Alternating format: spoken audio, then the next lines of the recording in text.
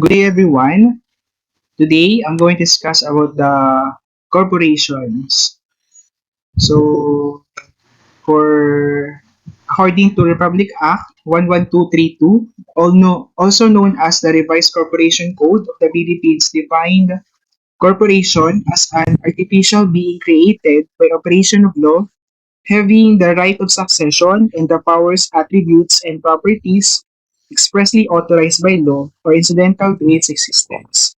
So regarding sa definition of corporation, diba, you can say that an enterprise or business can be considered as a corporation as long as it is established or created by operation of law. Ibig sabihin, meron siyang uh, that enterprise considered as a legal entity.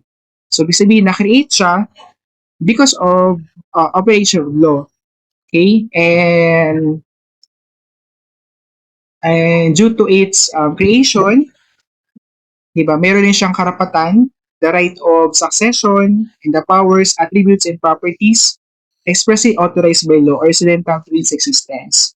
So, for tax purpose, corporation is defined under Section 22 of the Tax Code or RA 8424 as amended under RA 11534 or the Create Law or Corporate Recovery and Tax Incentives for Enterprises Act and Revenue Regulation 5-2021 as follows.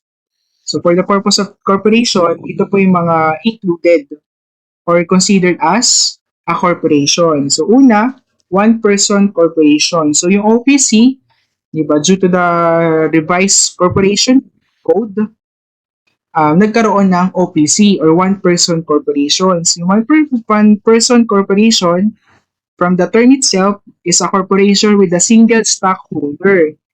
So, ibig sabihin, yung corporation na yan, isa lang yung stockholder niya or shareholder. Usually, yung may-ari na, siya lang yung may shares dun sa corporation niya. Kaya nga tinawag na one-person corporation. Provided that only a natural person, bisig ng natural person, individual yan, human being. So, ang isang korporasyon na, di ba, it will never be considered as an one-person corporation. Kasi nga, ang corporation based on the definition, di ba, of revised corporation code, sabi dito, being created by operation of law. However, ang OPC, ano yan, provided that the, the corporation is only a natural person, trust, or an estate may form a one-person corporation. So, ibig sabihin, kapag yung isang enterprise ay meron na legal name, di ba, or it was created by operation of law, yan, hindi siya pwedeng may consider as one-person corporation. So, i-consider lang natin yun as ordinary corporation. Okay? Kasi sabi dito, dapat ang one-person corporation lang may form that particular corporation, dapat natural person, trust, or an estate. Okay? Yan, yun yung pinagkaiba ng one-person corporation sa isang ordinary corporation. Okay po? So yung next po is partnerships no matter how created or organized. So here, as long as that entity is considered as a partnership, yan, considered yan as corporation for the sake of, for the purpose of taxation. Kasi nga, sa ordinary partnership and the ordinary corporation, the process on how you will tax those entities are the same. Same lang po sila. So, kung ano yung tax rate, yung ruling sa corporation, ordinary corporation, ganun din yung dapat na i-apply sa ordinary partnership for the sake of taxation. Okay? However, sa partnership kasi may dalawang uri. Isang ordinary partnership or business partnership at yung general professional partnership. So, yung dalawang uri na yun, for the ang ordinary partnership kasi usually naman nakikreate ang ganong ordinary partnership or business partnership kasi nga magano sila ng isang business, magbe-venture sila. However, kapag general professional partnership, okay, nag-create sila, 'di ba? To practice their profession. Ibig sabihin, yung mga partners na yon, almost the same, the same yung mga profession nila. Like for example, yung mga partners sa GPP is mga certified public accountant. Then, nag-create sila, they decided to create a general professional partnership because they want to practice their profession. So, ang usual na nire-render nilang service is nag-audit sila. Ibig sabihin, yung pasok yun sa GPP. However, halimbawa, pare-pareho silang, sa isang GPP, pare-pareho silang CPA. However, yung GPP na yun, aside from nag-audit sila, diba, nag-bookkeep and other services na align sa kanilang profession, yung ginagawa nila. However, meron silang sideline na ibebenta pa sila ng ibang mga merchandise. Yan. So, yung partnership na yun, it will never be considered as GPP or General Professional Partnership. Bakit? Kasi nga, ang GPP dapat, ang nature ng business nila is always aligned with the profession of the partners. Okay? Kung yung partnership nga na-create because of aligned sa profession nila, yung sa sample ko, nag-audit, nag-tax, nag-bookkeeping, yan, di ba?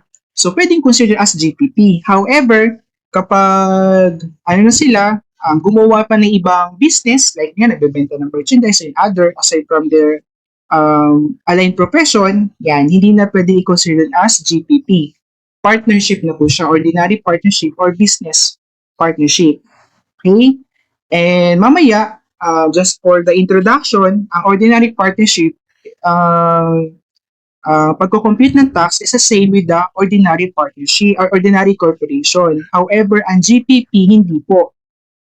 Hindi po yan taxable. Ibig sabihin, hindi yan katulad ng mga ordinary corporation. Kung paano mo tinataksan nila, hindi mo dapat pwedeng ihalin tulad sa GPP. Kasi ang GPP, the income that will be earned by the general professional partnership will never be taxable dun sa GPP. Okay? However, yung income niyaan, automatic naman na whether constructively or received or not, di ba? Whether received or constructively received by the partners, yan, ibibigay naman yan sa mga partners. Tapos yung share nila dun sa GPP, yun yung magiging taxable sa ITN, sa personal income tax return nila. So, ibig sabihin, from the partnership GPP, hindi siya taxable. However, yung income na earn sa GPP, paghahati-hatian ng mga partners, depende po dun sa share nila dun sa partnership. Then, after computing the share of each partners, yan, kanya-kanyang income tax return sila. So, kung ano yung na-receive nila o hindi pa na-receive, as long as income yun ng partnership, di ba, whether constructively received by the partners, i-include yun sa personal income tax return ng bawat partners. Okay? Compared dun sa ordinary partnership or ordinary corporation, di ba, yung income, yung taxable income ng ordinary corporation or ordinary partnership, yan, magiging taxable. Diba? So, because of create law, naging siya bumaba, it's either 20% or 25%. Okay? But during the train law, 30% siya fixed. So, imumultiply po natin yung taxable income kapag taxable income ng ordinary partnership at ordinary corporation. And that income, di ba, once na i-distribute na sa partners or whether constructively or not received by the partners, hindi na kailangan ilagay sa bawat personal na income tax return ng bawat partner. Bakit? Kasi once na i-distribute or constructively will be constructively distributed to the partners yung income ng ordinary partnership at ordinary corporation, di ba, subject yan sa final withholding tax. Tama. Di ba, sabi ko nga, dun sa natin mga previous topic, kapag yung income is subject for final withholding tax, di ba, hindi mo na dapat pwedeng ilagay sa personal income tax return nung naka-receive ng income na yun. Bakit? Kasi nga, subject na yun sa final tax. And final tax is a final payment on that particular income. So, no need for you to include that income dun sa personal income tax return ng shareholders or nung partners. Diba? Kasi nga, di ba, yung income na whether constructively or i-distribute or na-receive ni partners, ano yan, considered yun as dividend po. Dividend po yan. And we all know that dividends, di ba, subject yan sa final withholding tax. Di ba, under individual taxation. Okay, so mamaya mas ma-appreciate niya yan kapag may sample na tayo. Okay, next, joint stock companies and joint accounts, kwentas, and participation, associations, or insurance companies. So, sa joint stock companies, if you're going to compare it on the ordinary corporation, di ba? Ang joint stock companies kasi usually, yung mga companies na they want to undergo to a particular business. So, just for the, hindi na siya ganun ka-formal or hindi na dapat compare sa creation of corporation, di ba? Pag mag-establish ka ng corporation, dapat under, legal,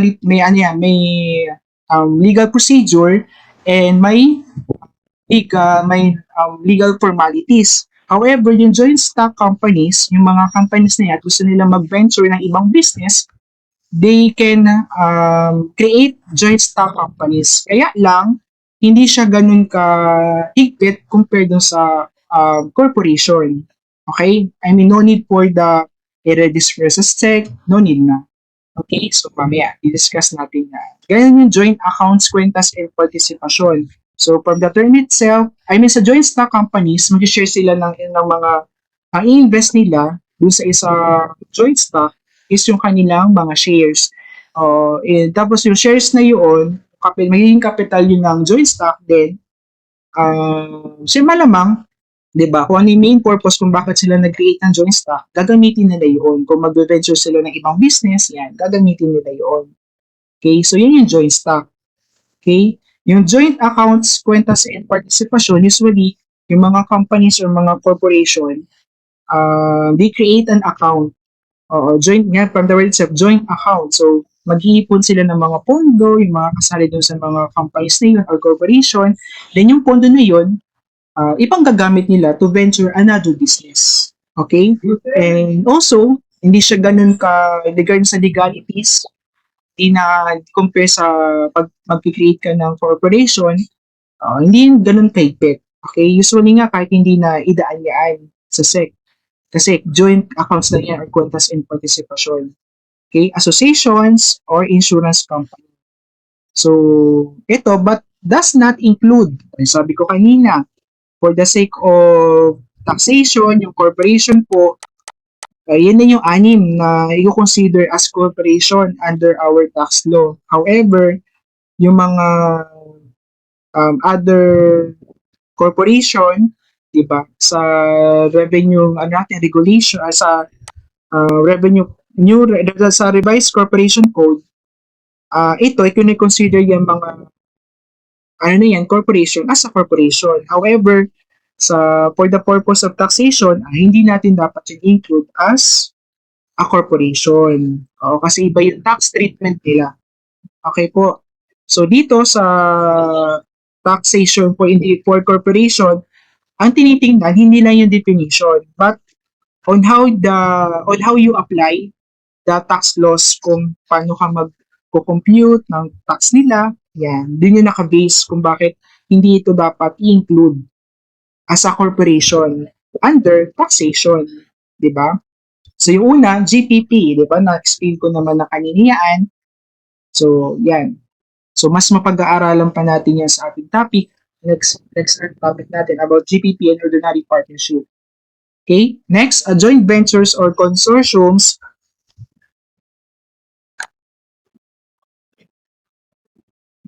Okay. So, joint ventures or consortiums formed for the purpose of undertaking. Saan na ba ako? Ay, mali pala. Sorry, yung regarding sa corporation pala, yung joint stock companies, yung kanyang tinutukoy ko pala kanina, yung mga joint ventures or consortiums. yung mga, tama ba? Wait lang.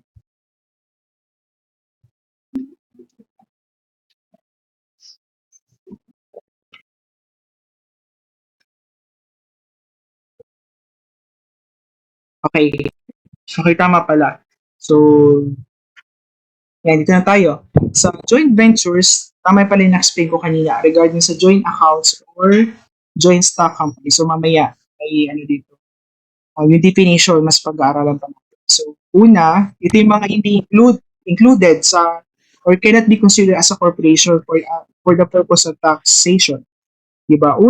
Joint ventures or consortiums formed for the purpose of undertaking. Una, construction projects. Okay? So, or engaging in petroleum, oil, geothermal, and other energy operations pursuant to an operating or consortium agreement under a service contract with the government. Okay? So, isang entity, okay, um, nagkaroon siya na-create yung isang company or I mean nagkaroon siya ng joint venture with other corporations and ang purpose ng undertaking na yun is construction projects or engaging in petroleum, oil, geothermal, and other energy operations so operating or consortium agreement under a service contract with the government. So, dapat, para hindi siya makonsider as a corporation, yung joint venture na yun, dapat ang ka-transaction mo, dapat magkaroon ka ng service contract ay yung gobyerno. Okay? At the same time, dapat construction projects yung nature ng undertaking na yan. O kaya, naman, it's either engaging petroleum, coal, geothermal, and other energy operations. Okay? Yan. Pero kapag nagkaroon ka ng joint ventures or consortiums with other companies, mga private entities, yan, hindi ka magiging ano yun, taxable yun, or magiging ano yung part ng uh, it's either joint stock companies or joint accounts. Okay?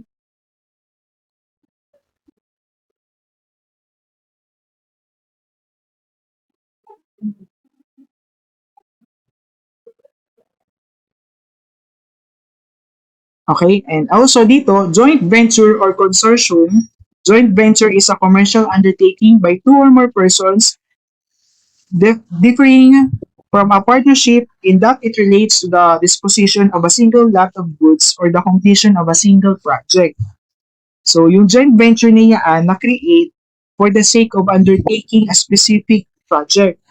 Okay? Then, so kapag natapos na yung isang project na yan, mabubuwag ng joint venture niyo or consortium. Diba?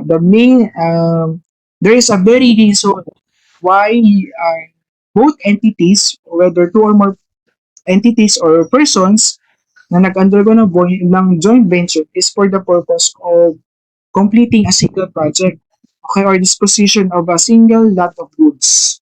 Okay? So after the occurrence or completion of the project, yan, pwede na mabuwag yung joint venture or consortium nila. Okay, in general, a joint venture or consortium is taxable as a corporation unless it refers to joint ventures described above. Okay? So, yan. Generally daw, ang joint venture or consortium, taxable yan as a corporation. So, same yung ano nila, pag-compute o paano kinocompute ng tax ng corporation, ganyan din sa joint venture. Okay? However, kapag na-comply niya yung mga requirements nito, yung dalawa lang naman, construction projects, diba? And B, engage in petroleum, and etc. And under a service contract with the government. Yan, non-taxable yan. Okay po. And additional requirements for tax exemptions are as follows. So ito may mga additional requirements. Una, a joint venture or consortium formed for the purpose of undertaking construction projects is not considered as corporation. Okay? Provided, so para hindi siya yung joint venture or consortium, para hindi ma-consider as corporation, ito yung mga requirements. Una, a joint venture was formed for the purpose of undertaking a construction project.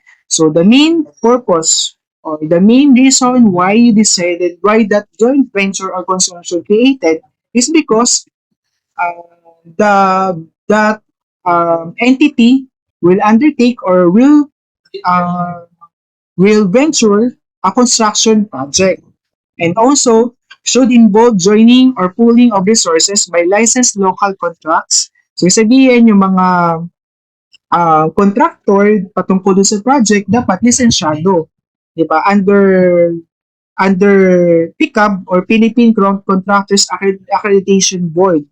Okay, licensed as a general contractor.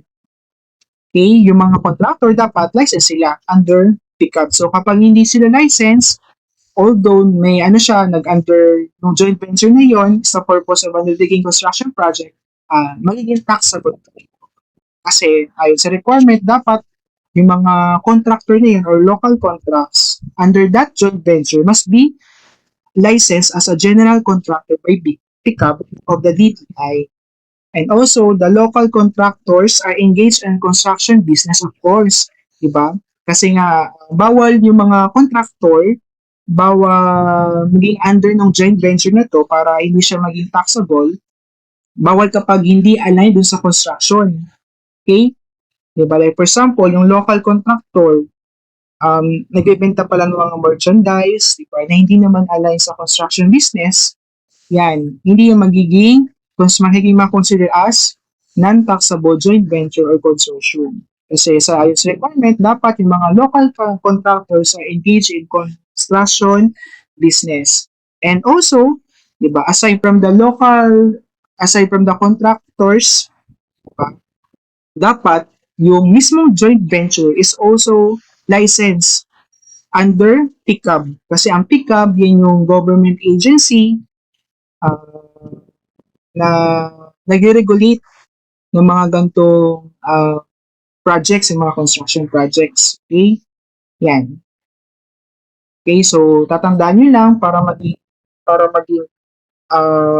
hindi siya maging taxable. Una, dapat construction projects yung joint venture or consortium na yan.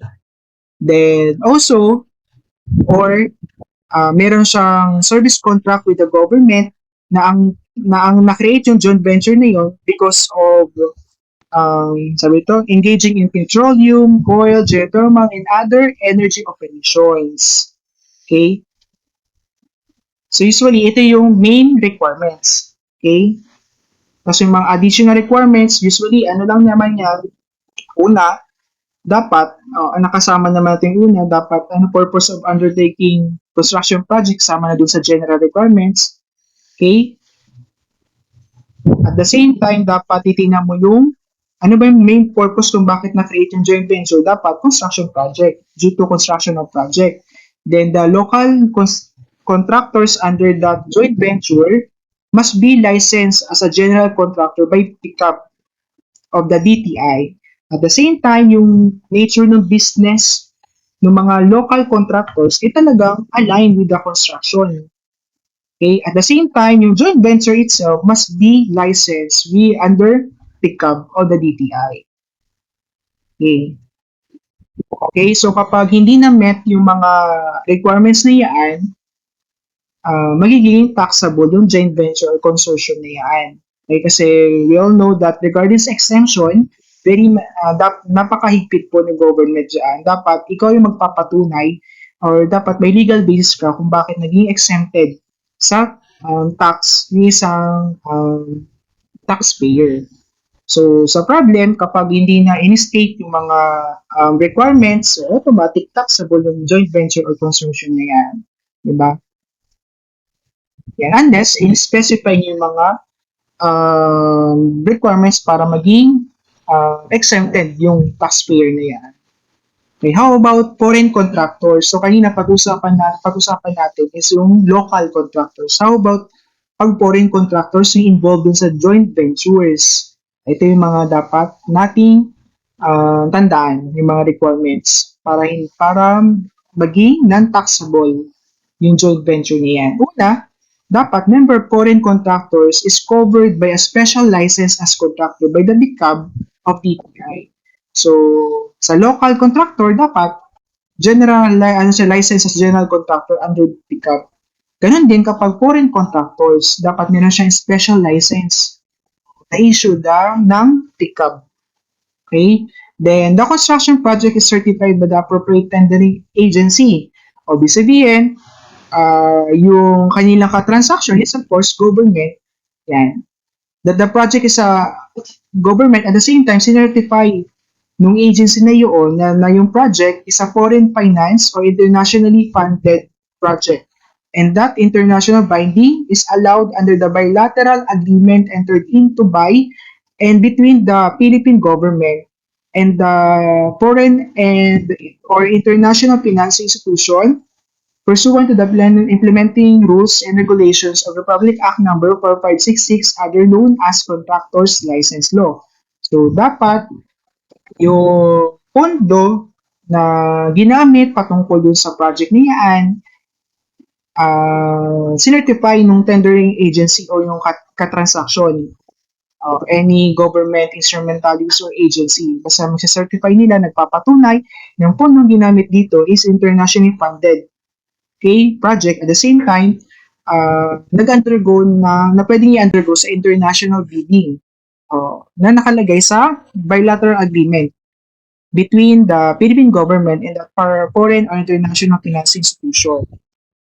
Okay, next, a joint venture or consortium for engaging in petroleum, oil, geothermal, and other energy operations pursuant to the operating consortium agreement under a service contract with the government. So, same din requirements nung kapag ang joint venture, or I mean, ang contractor is a local contractors. Yan, ganun din yung requirement kapag foreign contractors. So, tax treatment of co-venturer share in the joint venture profit. So, dito ang tinutukoy naman is ano yung treatment ng mga co-venturer. Ibig sabihin, ika nga, if you're sa corporation, di ba, yung shareholders. However, kapag joint venture yung pinag-usapan, ang term naman dun is co-venturer. So, ang counterpart ng co-venturer sa corporation is shareholder. So, the same lang siya. However, ang term pag joint venture, co-venturer, hindi shareholders. Okay? Paano kapag taxable joint venture? So, pag ang co-venturer is a corporation, exempted yan. Okay? And, kasi diba, due to create law, sabi doon, kapag yung mga dividends na galing sa mga what they call this, intercorporate dividend, di ba? So, domestic to domestic, yan. Ang nagbigay, domestic corporation or joint venture, then ang nakareceive po is also domestic corporation, so intercorporate dividend siya, so exempted po siya. Okay? So, how about kapag ang co-venturer niya is an individual, subject sa final withholding tax yan. Okay, di ba? If you remember what we have discussed on the individual taxation or taxation for individuals, di ba? Parang ano rin yan, dividend sa isang corporation. So kapag ibibigay na kay individual, subject po yan sa final withholding tax. Okay, kapag ang individual ay resident citizen, so 10% final withholding tax. Pero kapag resident citizen, ano pa ba? Non-resident citizen, then resident alien, yan, 10% po yan. However, kapag non-resident alien, engaged to business, 20% final withholding tax. Okay? However, kapag non-resident alien, not engaged to business, 25% final withholding tax. So, ang treatment is just like a dividend income. Okay? Kasi ang nakareceive po, individual. Tapos, ang nagbigay is taxable joint venture. Okay po. So, ganyan din yung treatment kapag sa corporation. Diba? Sa corporation, pag taxable corporation siya, at ang nakareceive nung profit, diba? Consider as dividend, kapag si corporation, exempted din. Kapag si individual, subject sa final withholding tax as dividend income. Okay? Tapos, kapag non-taxable joint venture, so non-taxable daw, so hindi nagbayad or hindi subject sa tax yung joint venture na yun, then ang nakatanggap nung share niya sa profit dun sa joint venture is a corporation, subject sa regular corporate income tax. So, sabihin, included po yun sa income tax return ni corporation. Di ba? Okay, so kapag nung during the trade law, 30% po yan. However, nung create law, under create law, 25% or 20% except if derived by special corporation. So, mamaya discuss natin. Okay, so ang treatment, di ba? Parang ano rin yan, dito, pag sa GPP, di ba, yung discussion ko kanina, dahil ng general professional partnership niyan, yung income na marireceive na na partners, di ba, included po yun sa personal income tax return po ng mga partners. So, ganun din yan sa co-venturer. Okay? Subject sa regular corporate income tax. So, included po yun sa taxable income ng bawat co-venturer as long as it is a corporation. Okay po. So, pag individual naman, subject yan sa basic tax. Okay po. Di ba dun sa GPP, yung mga partners is a individual taxpayer. So, sa GPP, ganun din. Ganun din sa pag non-taxable joint venture. Okay, so i-include kung magkano man yung marireceive or hindi pa marireceive ni individual taxpayer as long as co-venturer siya dun sa joint venture at yung joint venture is a non-taxable joint venture, automatic, all of that income will be included in the personal income tax return of that individual. Okay? So, madali lang naman siyang mag-familiarize. Okay? So, yan. So, joint stock companies. So, sa joint stock companies are constituted when a group of individuals acting jointly establish and operate business enterprise under an artificial name.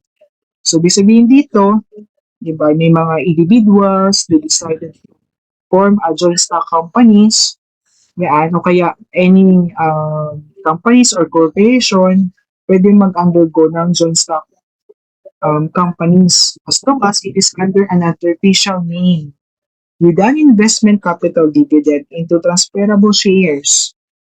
So, ibig sabihin, mag-i-issue yung joint stock na yan na na-create ng mga shares. Okay? At the same time, dapat meron ding elected board of directors and other corporate characteristics, so same with the usual corporation, but operating without a formal government authority. So, ibig sabihin, pinagkaiba dito dun sa usual corporation, ang joint stock companies can be operated without formal government authority. So, hindi na siya, pwedeng hindi na masyadong regarding sa legalities, hindi na ganun kaigpit. Okay? Compare sa ordinary corporation, yan, na kailangan talagang makreate under the operation ito, yan. Ganun din yung joint account companies. So, joint account, kwentas, and participation is constituted when one interests himself in the business of another by contributing capital thereto. So, may sila, nag-contribute sila ng capital and sharing in the profits or losses in the proportion agreed upon. Okay? Of course, nag-contribute sila ng capital, tapos kung whatever the earnings of that joint account, diba, ipaghahati-hatian ng mga nag-invest. They are not subject to any formality and may be privately contracted orally or in writing. So, hindi siya masyadong mahigpit regarding sa legalities. Okay? No need for formal instruments before those companies or individuals can undergo on a joint account company. Okay? The term associations includes all organizations that have substantially the salient features of a corporation to be taxable as a corporation. So, although, sabi dito, yung isang associations, di ba, ah, kapag may mga, sabihin natin, na isang entity, tinawag na asosasyon, pero may mga feature, yung mga, or characteristic ng asosasyon na iyan, na under, na can be termed as a corporation, automatic magiging taxable yan as an ordinary corporation. Although, tinawag yan associations. Okay? So, classification of corporate taxpayers. So, there are only three kind of corporate taxpayers. So, madali lang itong tandaan. Domestic corporation, a corporation created or organized in the Philippines or under its laws. So, ibig sabihin, yung domestic corporation na yan, di ba, kung ang tinutukoy is Pilipinas, so, dapat dito yan na-create or na-organize yung korporasyon na yan. Kaya dapat meron yan juridical name or legal considered as a legal entity or has a legal name here in the Philippines para maging domestic corporation yan. Okay? And for the purpose of taxation, the domestic corporation will be taxed on all of income earned here or inside the Philippines or or outside the Philippines or abroad. So within and without o lahat ng income na earn niya dito sa Pilipinas at sa ibang bansa as long as it is taxable, yun dapat na ay i-consider. Okay? Compared to other kinds of corporate taxpayers na within the Philippines only. Okay? Yung resident foreign corporation, so from the term itself, resident, so nag-engage siya ng business dito sa Pilipinas. However, kasi nga foreign corporation, may sabihin, na-create yan or na-organize yung corporation niyan outside the Philippines. So, abroad siya. Na-establish or na-create or na-organize corporation niyan. So, nagkaroon siya ng legal name or juridical, considered as juridical entity or has a juridical name, di ba, abroad. Doon siya na-organize at na-create. Okay, kaya naging resident foreign corporation. Pero, may business na dito, nag-engage siya ng business dito sa Philippines. Compared to non-resident foreign corporation, di ba? Non-resident, ibig sabihin, it is not engage, it is that corporation is not engaging any business here in the Philippines. Kaya non-resident, as foreign corporation, ibig sabihin na-create or na-organize outside the Philippines. Okay? Ganun din, yung NRFC is tinataksan niyaan within the Philippines only, just like the resident foreign corporation. Okay po.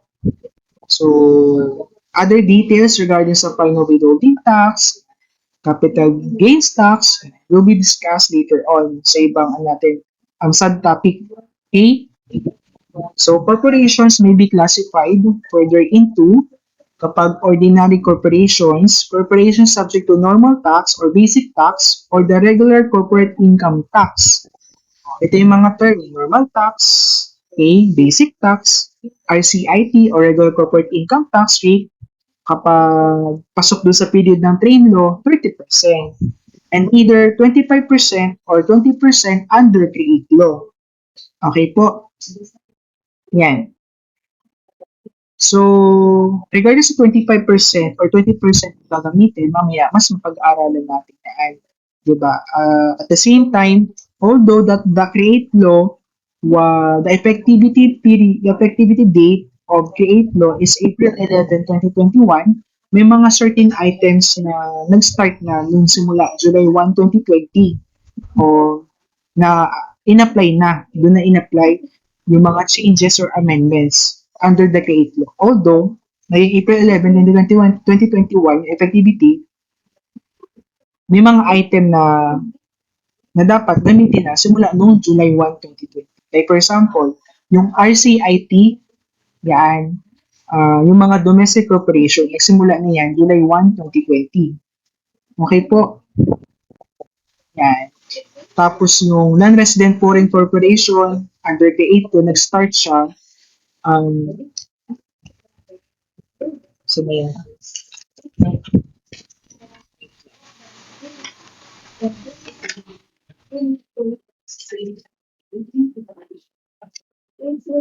Okay?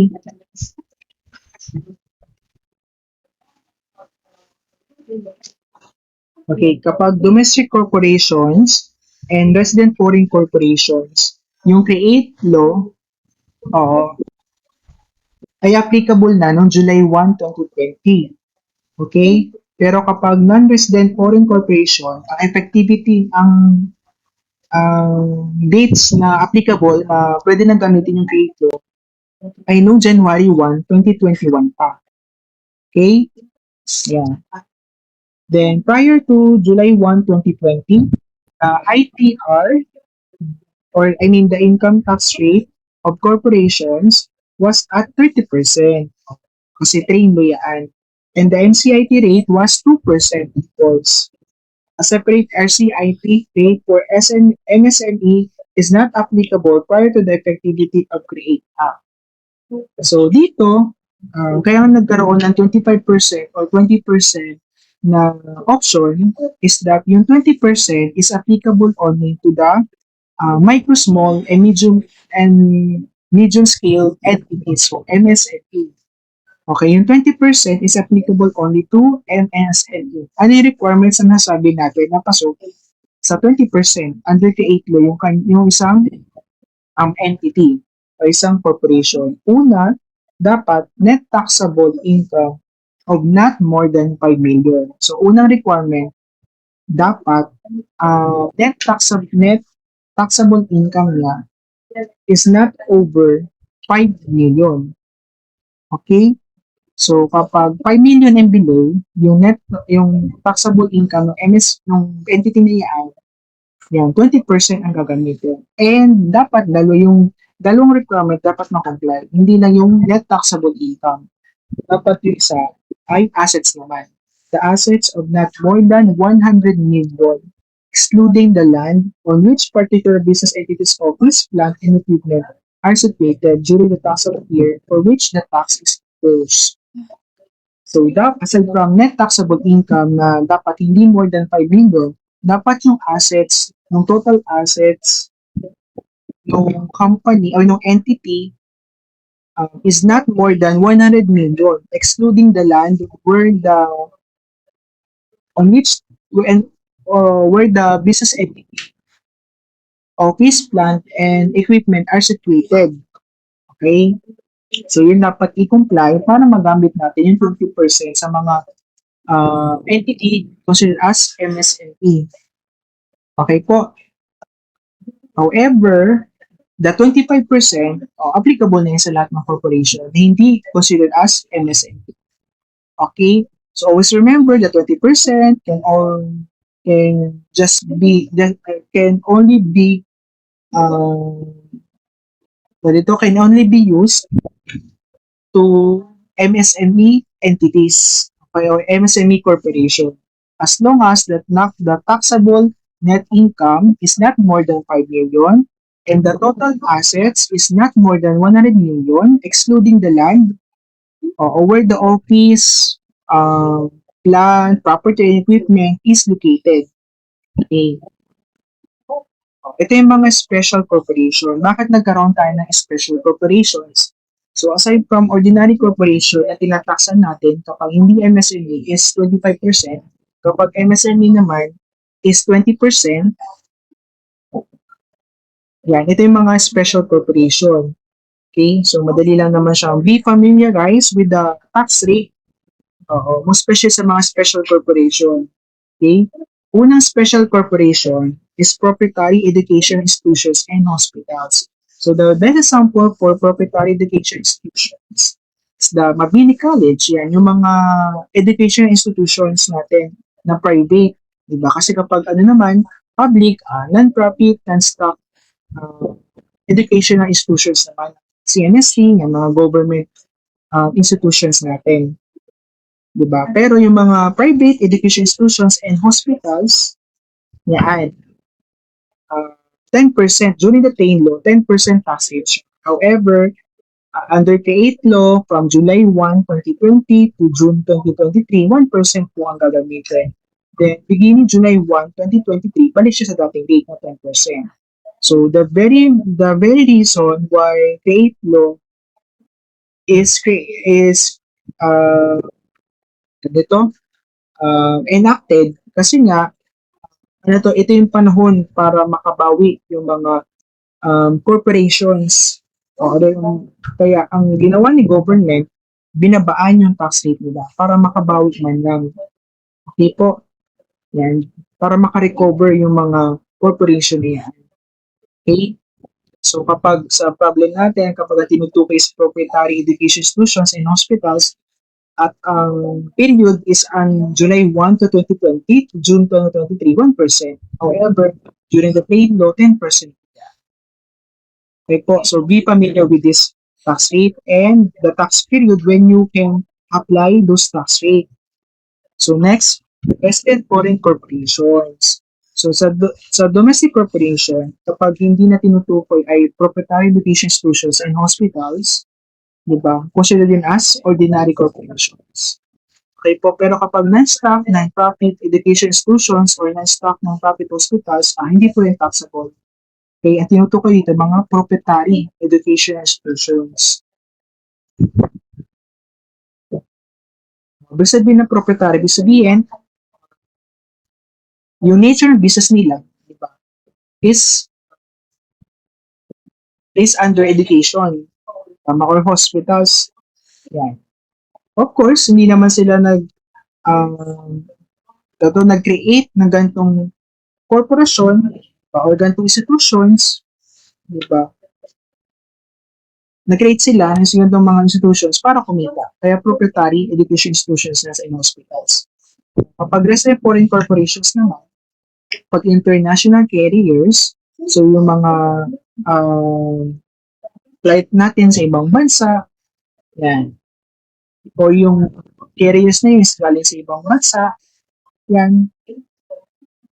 Generally, 2.5% of gross Philippine billings, but it may be subject to a lower rate or except under certain conditions. So, generally, 2.5% of gross Philippine billings. So here, the gross Philippine billings or lahat ng transaction niya na align sa international carriers, di ba, yung transportation of goods, ano pa, yung airfare, di ba, na kung saan nag-originate dito sa Pilipinas, okay, as long as involving Philippines, like for example, ay isang international airlines, yung nagkaroon na dito flight from Philippines to Japan, then nagkaroon interconnection flights Japan to Germany. So yung sa gross Philippine business lang, pasok lang yan sa yung Philippine to Japan. But the Japan to Germany, it will never be included sa gross Philippine billings. Kasi wala namang transaction yung international carriers sa Pilipinas. Nagkaroon lang siya ng transaction nung nagkaroon ng flight from the Philippines to other country. Okay po. Then, regional operating headquarters, train daw 10% of net income. Okay. At the same time, it's a gross Philippine billings. Ibig sabihin, gross na siya, so hindi kayo mag-deduct ng anything. Although that cost is directly attributable dun sa transaction na yun, hindi mo pa rin pwede i-deduct kasi nga, tinutukoy dito, gross Philippine billings. Okay? And may mga certain conditions para bumaba yung rate. Okay? Mamaya pag-aaralan natin. Next, ROHQ. So, Regional Operating Headquarters. So, dito, sa ROHQ, is that may isang company sa ibang bansa, then they decided to establish an headquarter here, di ba? Yan, yan yung ROHQ. So, 10% of net income during trade law, yan yung tax rate niya. However, under the trade law, until December 31, 2021, 10% pa rin. Okay. However, yung ROHQ will never be longer considered excuse, special corporations beginning January 1, 2022. So yung ROH na yan, pasok na yan sa ordinary corporation. Okay? So beginning January 2022, subject to 25% um, ano to? Regular corporate income tax taxable as resident foreign corporation. So ROHQ is under na lang ang nature na ng ano yun, as a taxpayer, siya ay um, resident foreign corporation. So hindi na siya special corporation uh, beginning January 1, 2020. So non-resident foreign corporations, you must be familiar with this tax rate, tapos kung ano uri ng non-resident foreign corporations. Yan. So non-resident cinematographic film owner, lessor or distributor. So maganda example dito yung mga corporations na 'di ba na may nagpalabas ng sa sinihan, mga cinematographic film owner, 'di ba sila yung producer, yan. 'Di ba yung sa ibang mga ano natin, ito international movies, tinataksan sila 25% ang gross income. 'Di ba? Bakit gross income? 'Di ba? Gross income is the same with the gross profit. Regarding sa accounting, 'di ba, ang pro forma is gross sales or gross receipts less cost of goods sold or cost of service equals gross income or gross profit. So it means na dapat i-deduct muna yung mga uh, cost of goods sold or cost of services dun sa gross sales or gross receipts bago mo i-multiply sa 25%. Okay? So, ganun din ito yung mga ibang item. Okay, be familiar with this non-resident foreign corporation kasi may specific tax rate kung paano siya tinatax. Okay, exempt corporations. The following organizations shall not be subject to income tax. Okay, ito yung mga hindi exempted corporations. So, mga non-taxable corporations. Una, labor, agricultural, or horticultural organization that organize principally for profit. So, yung mga ganyang organization, hindi man siya na-create or na-organize for the sake of earning an income, yan. Hindi yan magiging taxable.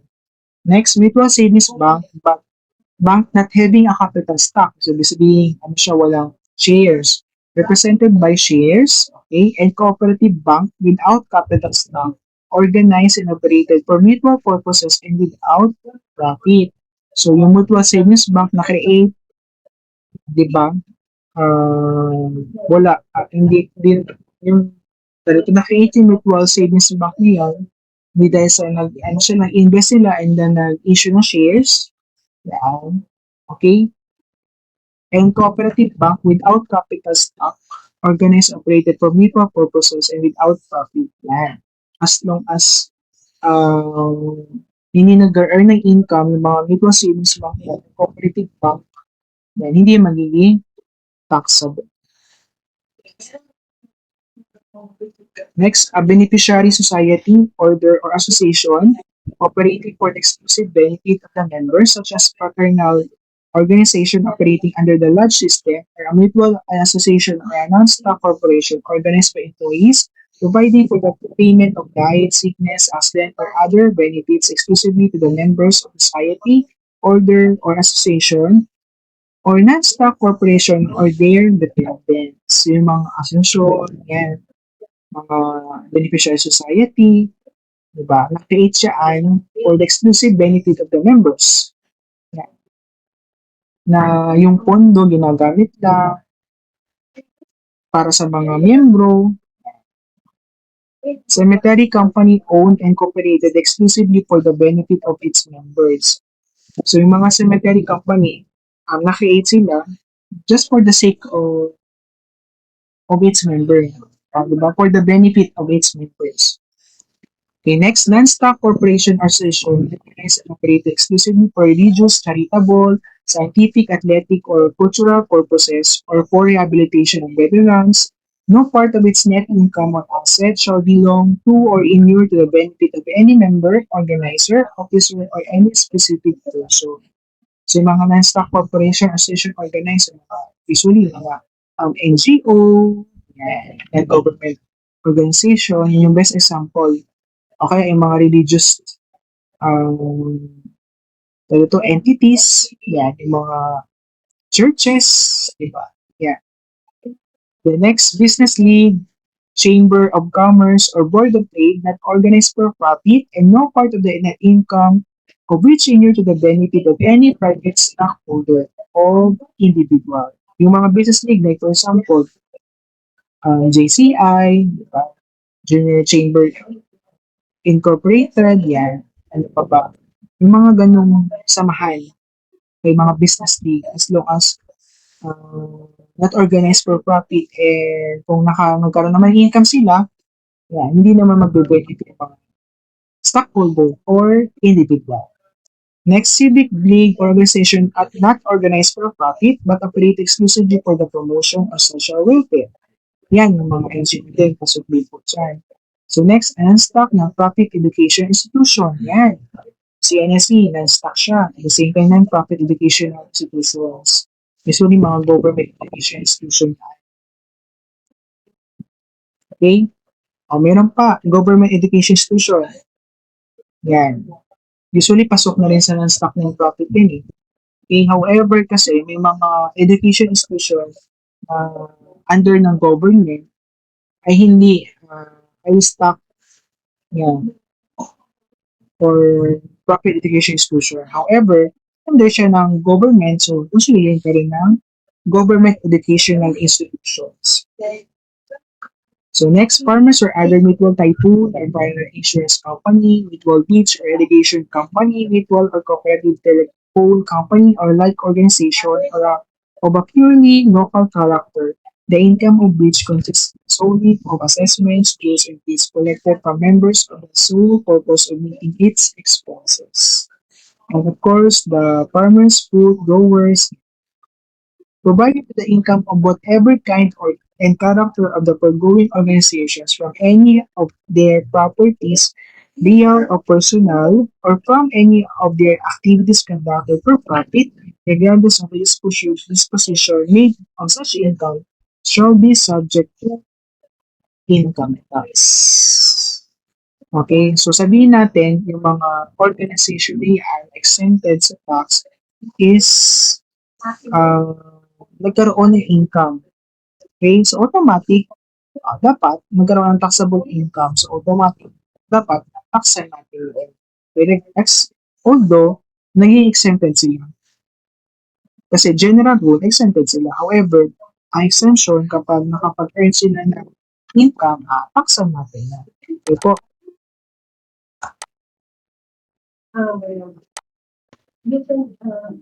So,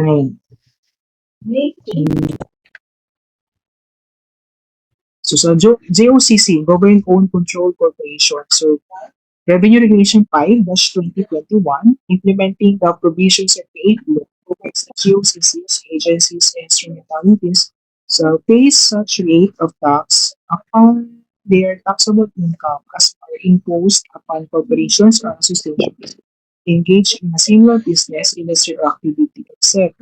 So, lima lang yung item ng sasabing exempted na GOCC. Una, of course, GSIS. Pangalawa, SSS. Then, ito yung bago under the 8th law, under HDMF or Pag-ibig, and Philippine Health Insurance Corporation, PHIC, and local states. Okay? Upon the effectivity of train law, yung PCSO sa tax, prior the train law, PCSO is exempted. However, due to the train law effectivity, yan, yung PCSO, taxable na po siya. Okay? However, under the yung pag-ibig, hindi na po taxable. Kasi dati ang pag-ibig, taxable po yan. Pero ngayon, under train law, hindi na po taxable ang pag-ibig. Okay? Regarding sa income taxes of corporations, the general principle is what I discussed earlier, domestic corporation world. Sabihin, inside and outside the Philippines, yung income niya na rin. Then, as long as taxable yun. resident foreign corporation and non-resident foreign corporation within the Philippines po lang. Basis of income subject to tax. Pag domestic corporation, resident foreign corporation, of course, net income siya. Okay, so lahat, aside from lahat ng allowable deduction pwede. The cost of goods sold, di ba? Ang cost of services, yung mga directly attributable sa uh, sales, yan, i-deduct natin yan. At the same time, mga operation, OPEX, operating expenses, i-deduct natin yan. Kapag under domestic corporation and resident foreign corporation.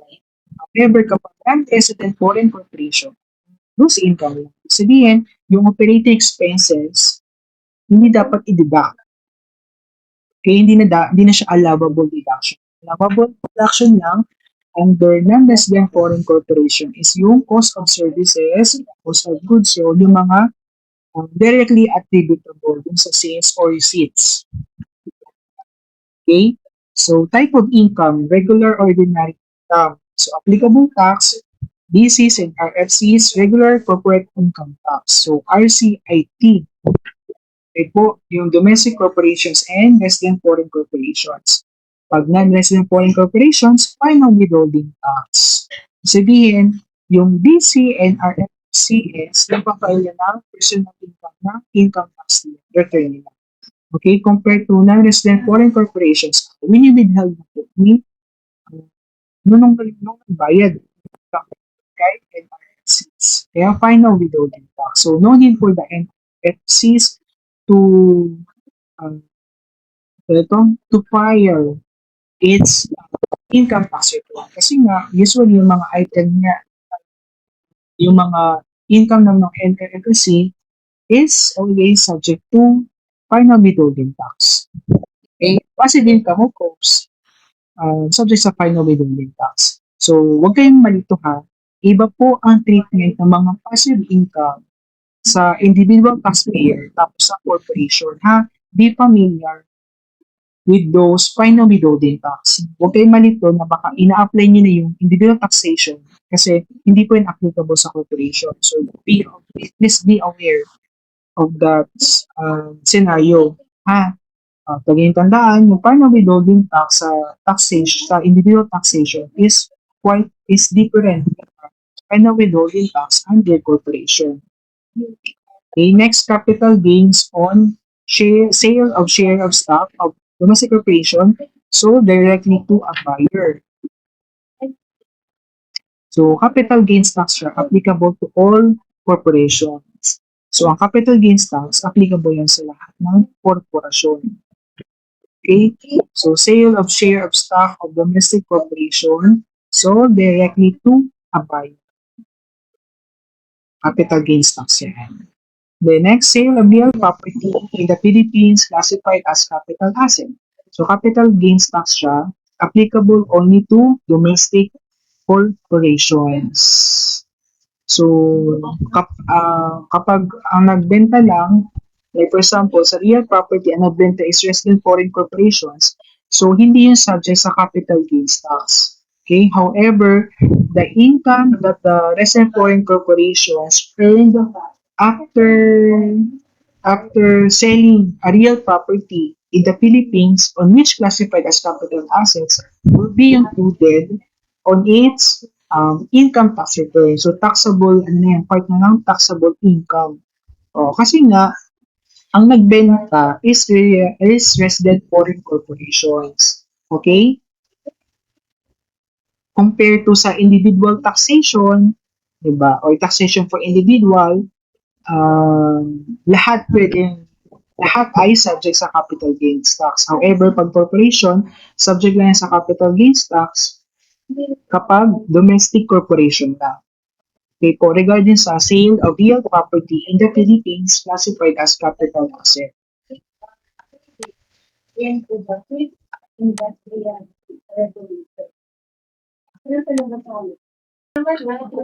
So, for regular corporate income tax, this is the pro forma on how you will compute the regular corporate income tax.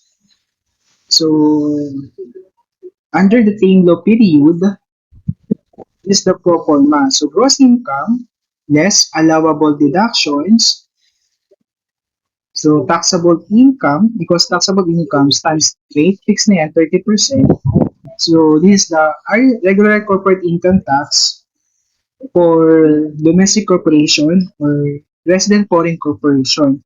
However, the final withholding tax is applicable only on non-resident foreign corporations about regarding the income tax. Okay? And also, as you can see, if we're going to analyze, the ang nakalagay dito is the gross income. So it means the cost of goods sold and or the cost of services are already deducted to already deducted from gross sales or gross receipts. Kaya nag-came up sa gross income. Okay po. Under Create Law, domestic corporations, under domestic corporations, so gross income less allowable deductions equals taxable income. So 20% siya kapag yung domestic corporation na yun is MSMEs. Diba? How can you say that the corporation is under MSMEs? So dalawang requirements lang yan, diba? Based on what I discussed earlier, una, titingnan niyo yung taxable net income na. The taxable net income must not exceed 5 million pesos. And at the same time, dapat na-comply niya rin yung requirements regarding sa total asset niya, excluding the land where where the companies or corporations office equipment are located, yan, dapat hindi mag-exceed sa 100 million pesos. So, kapag na-comply niya yung dalawang requirements na yun, considered yun as micro, small, and medium enterprises. So, ang tax rate na gagamitin para makuha yung regular corporate income tax is 20%. Okay po, so dalawa yung requirements, dapat ma-comply yung both requirements. Isa lang hindi na-comply, hindi siya considered as MSMEs. Okay? So kapag other domestic corporations or resident foreign corporations, the tax rate will be 25%. Okay po? And while sa non-resident foreign corporation, di ba? Di ba sabi doon, 25% of gross income. Okay? Gross income. So, ibig sabihin, the gross sales or gross receipts less the cost of goods sold or cost of services, you will get the gross income. And the allowable deductions such as yung mga business expenses or operating expenses will never be allowed to deduct or never be allowed as deductions from gross income. So, na siya, not applicable. So, the taxable income and the gross income under non-resident foreign corporation is the same. Okay po. So, multiply it by 25% para makuha mo yung regular, yung final withholding tax. Okay po. O, final withholding tax yun kasi under NRFC yan. Hindi siya i-consider as regular corporate income tax kasi nga sabi ko kanina, ang non-resident foreign corporation ay hindi nagpa-file niya ng kanyang income tax return patungkol sa mga taxable income niya. Okay? Oo. Ibig sabihin, yung mga nagbabayad sa kanya at yung nare-receive ni NRFC, subject yun sa final withholding tax na 25%. So yung nagbayad, yun yung mag-remit kay Bureau of Internal Revenue. As a result, the non-resident foreign corporation will not file its income tax return kasi subject yun sa final withholding tax. Diba? Part 1 ko nga sinasabi, kapag yung income is subject sa final withholding tax, those income must not be included on the taxable income of the taxpayer. Okay? Bakit? Kasi ang final withholding tax is final payment on that particular income. So, bakit ilalagay mo pa sa taxable gross income ni taxpayer? Okay? So, although sa Create Law, ang effectivity period niya is April 11, 2021, may mga item na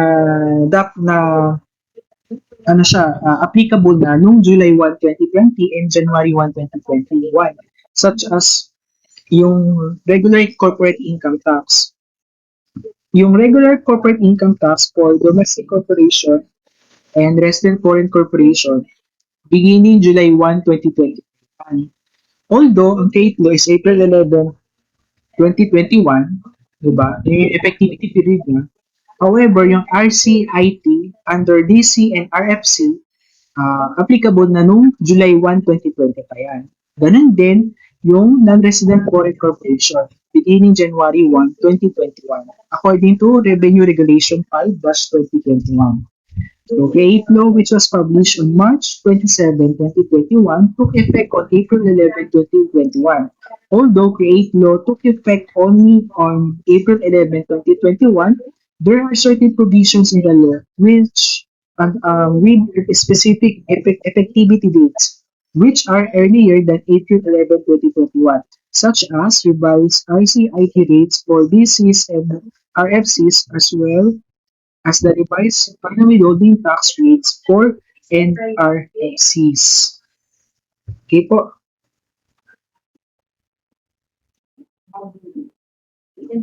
Beginning July 1, 2020, the applicable RCIT rate of domestic corporations with total assets of 100 million and below and net taxable income of 5 million and below, sabi ko kanina, considered as MSME yan. As a result, the tax rate will be 20%.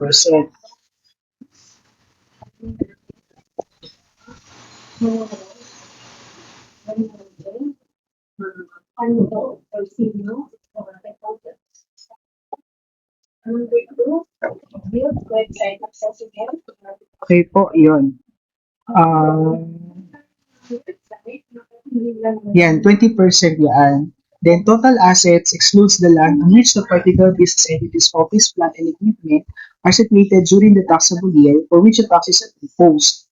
So, yun yung pinagkaiba ngayon compare sa Train Law. Sa Create Law, ang kinukonsider ng mga corporation under MSMEs as long as it comply with the two mandatory requirements. Yung una, yung net income, not more than 5 million. Then the total assets, excluding the land on which the office, plant, equipment are located during the taxable year, for which the tax is posed is not more than 100 million. Okay po. Then all other domestic corporations subject to RCIT of 25% beginning July 1, 2020. And RFCs are subject to the revised RCIT rate of 25% beginning July 1, 2020. The revised final withholding tax rate of 25% for NRFCs shall take effect beginning January 1, 2020.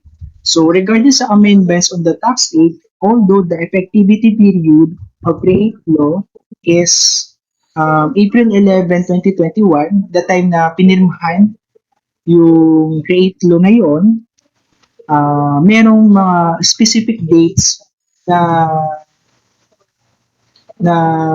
applicable na kaagad yung mga amendments na yun. Like for example, yung mga regular corporate income tax under DCs, domestic corporation, and resident foreign corporations, applicable na yun, beginning July 1, 2020.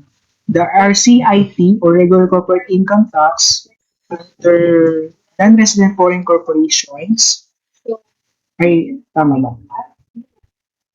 Non-resident foreign corporations or the revised final withholding tax under NR non-resident foreign corporations shall take effect beginning January 1, 2021.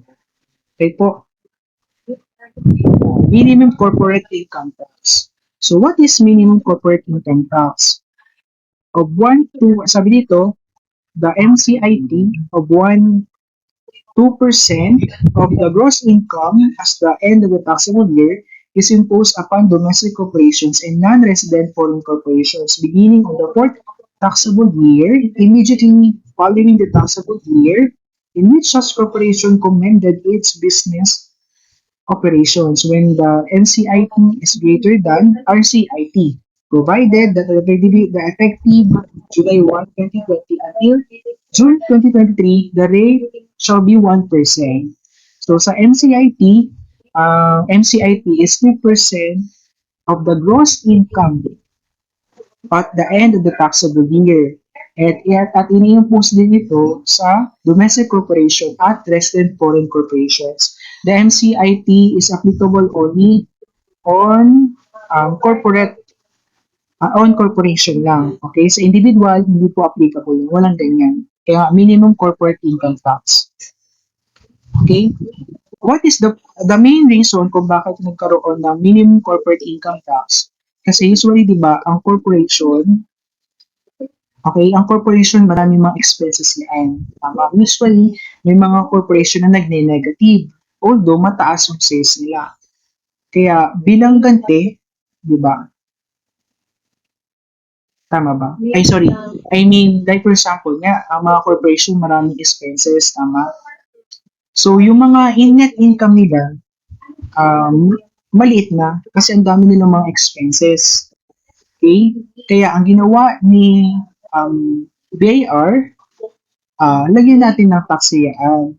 Oo, dapat nakadepende din sa gross income ng mga corporations yung pwede na rin ang bayaran sa income tax. So may ano yan, may dapat na i-consider. Una, yung basic income tax or normal tax, which is yung regular corporate income tax, it's either 20% times the 20% or 25% times the taxable net income. Okay, yun yung RCIT. Then, i-compare din natin yung MCIT or minimum corporate income tax. So, minimum, ibig sabihin, although bumaba man yung net income, di ba? Titingnan natin naman yung income tax patungkol doon sa gross income mo. Okay? Sa gross income mo. So, multiply natin yung 2%. So, whichever is higher between the NCIT, yung 2% of gross income, and what they call this, and the uh, regular corporate income tax. Whichever is higher, yun yung babayaran ng tax. Okay po? And also, under train law, starting July 1, 2020, until June 30, 2023, the MCIT will be 1%. O, from 2%, 1%. But under the train law, 2% po yan. Okay po, and it is just only applicable on domestic corporation and resident foreign corporations. Okay po.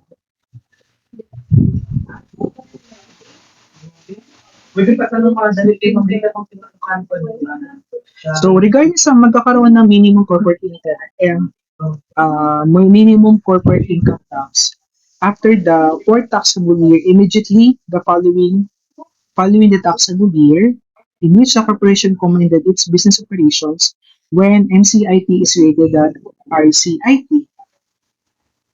Ibig sabihin, after the first 4 years of the operation of the corporation, ma-apply na yung 2% MCIT or 1% MCIT. Okay, so usually kasi, yung first 4 year ng corporation, very crucial yan. Kasi, nag-uumpisa pa lang at ini-establish pa lang talaga yung corporation. Okay? So, bilang ganti, wag muna natin i-apply yung MCIT kasi yung MCIT nakadepende po yan sa gross income. Okay? Yan. And usually, sa first 4 year na yan, mababa pa yung net income nila. Talaga kasi nag-uumpisa pa lang yung corporation na yan. Okay po. And ito yung mga i-consider natin na applicable yung MCIT. Okay? Una, the corporation has zero taxable income.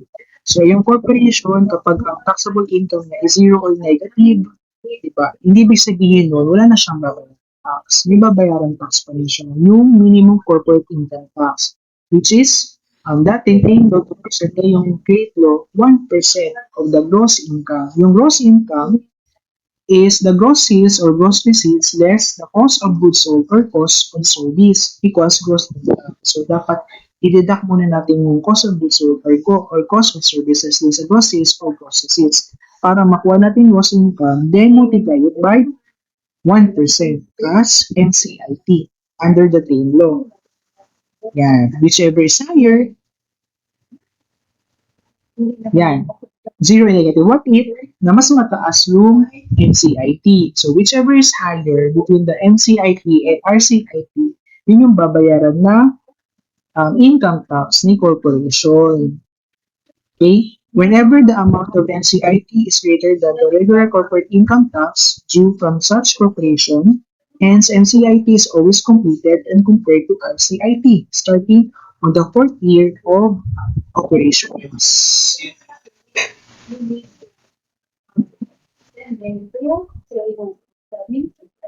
Okay po, so sabi dito, starting on the fourth year of operations, so first, second, third, fourth. So, starting the fourth year operations, dyan na gagamitin yung MCIT. Okay? Dapat i-compare mo yung MCIT versus the RCIT. Whichever is higher, yun yung babayaran mong income tax sa corporation. Rules. For determining the period, rules for determining the period when a corporation becomes subject to MCIT. Meaning of, in the fourth taxable year, immediately the following the taxable year in which the corporation commenced its business operations.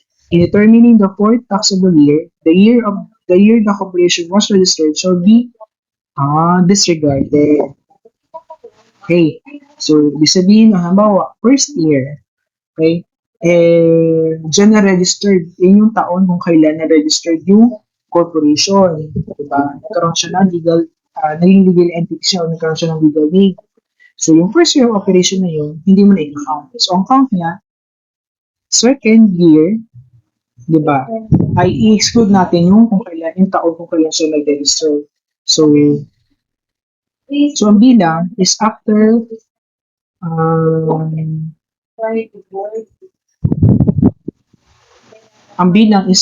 nung taon kung kailan nag-register yung corporation na yun. Halimbawa, 2021 na-register yung corporation.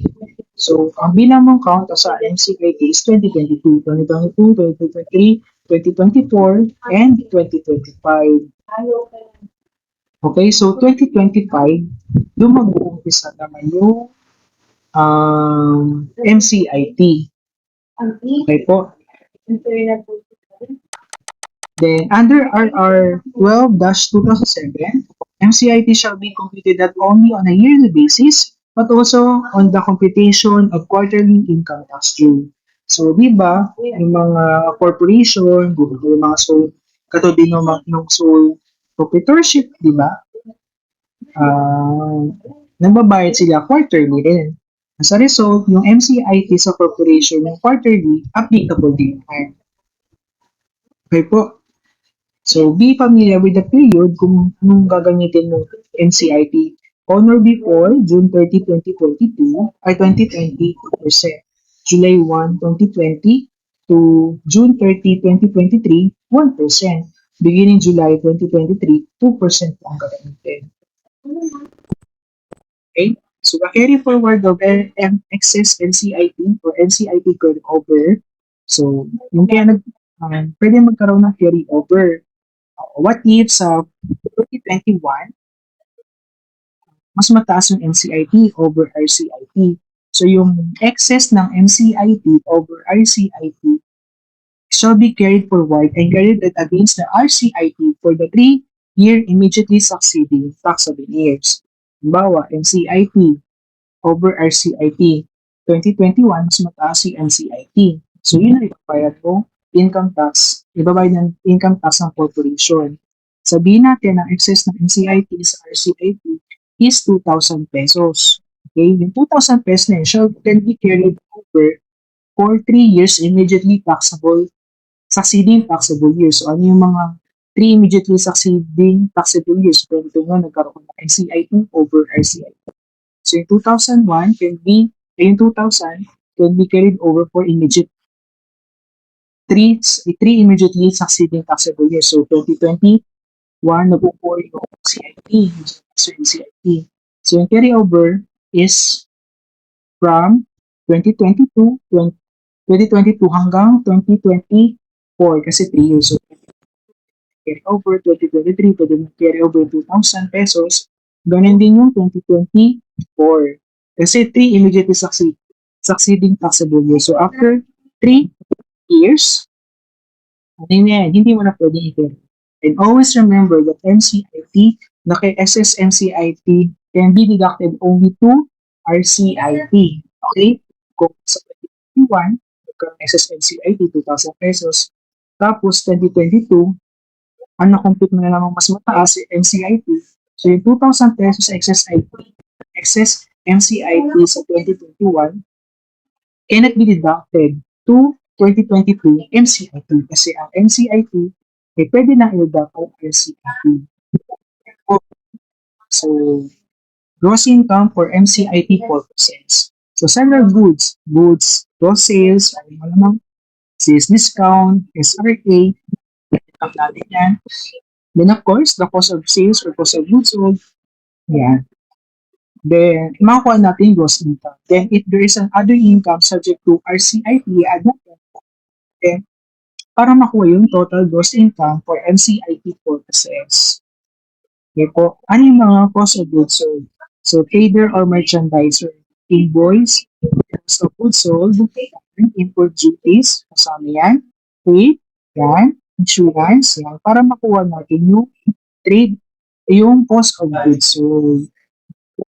Samantala sa manufacturing concern, may raw materials used, direct labor, manufacturing overhead, freight costs, insurance premiums, other costs of production. Okay? Pag sale of services, seats, yes, sales discounts and allowances, yes, of course, services, gross income. Then, add the other income subject to RCIT. Para makuha yung gross income for MCIT purposes, then multiply it by 1%. Then, after multiplying by 1%, compare it to regular corporate income tax. Okay po, yung regular corporate income tax naman, nakadepende yun sa taxable income, yung taxable net income ni corporation. Okay? Sige, ito yung mga cost of services. Malamang salaries, employees, benefit personnel, consumer transactions. Directly lang din the service. Diba? Upon the word itself, directly. So, ibig sabihin, kung hindi mo babayaran na ng kasi ang service, di ba, nag-hire ng mga personnel. Kung yung personnel, dapat directly rendering the service. Kung hindi, part yan ng business expenses or operating expenses. Hindi yan part ng cost of services. The next cost of facilities directly that's service. And add the other direct costs and expenses necessarily incurred to provide the services para makuha yung total cost of services. In case of banks, cost of services should include interest expense. Okay. Tama kasi ang bangko, di ba, ang service nila doon yun, papautang, yan, o yan, utang, relief from MCIT. The Secretary of Finance is authorized to suspend the imposition of MCIT on any corporation that suffers losses on account of una, prolonged labor dispute. Next, force majeure and legitimate business reverses. Yan, yung mga losses na pwedeng sabihin ng Secretary of Finance, o sige na, huwag ka na magbayad ng MCIT kasi valid naman yung reason niya. Yan yung tatlong reason para masuspend yung imposition ng MCIT. Next, corporation exemption from MCIT. Special corporations such as proprietary education institutions and hospitals, international carrier, and regional operating headquarters up to December 31, 2021 only. Yung ROH. Kasi ROH yung magiging resident foreign corporation starting January 1, 2022. Okay po. So, MCIT, kinukonsider yun niya sa mga special corporations. Okay po. So next, non-foreign corporation. So NRFCs, ay sorry pala, yung corporations exempt from NCIP, yung mga special corporation, hindi na hindi mo na i-apply yung NCIP sa kanila kasi mga special corporations na yan. Ganun yung non-resident foreign corporation kung malamang ang subject niya sa final withholding tax. Bakit i-NCIP mo pa? Next, corporations that are tax exempt under the law such as regional or area headquarters. So, kung exempted na yan, di ba, bakit mo pang gagamitan ng MCIT? Number 4, firms that are taxed under special tax regime. Yung mga covered PESA law, yan, Basis Conversion Development Act, yan, yan subject sa MCIT. What if yung null ko naman?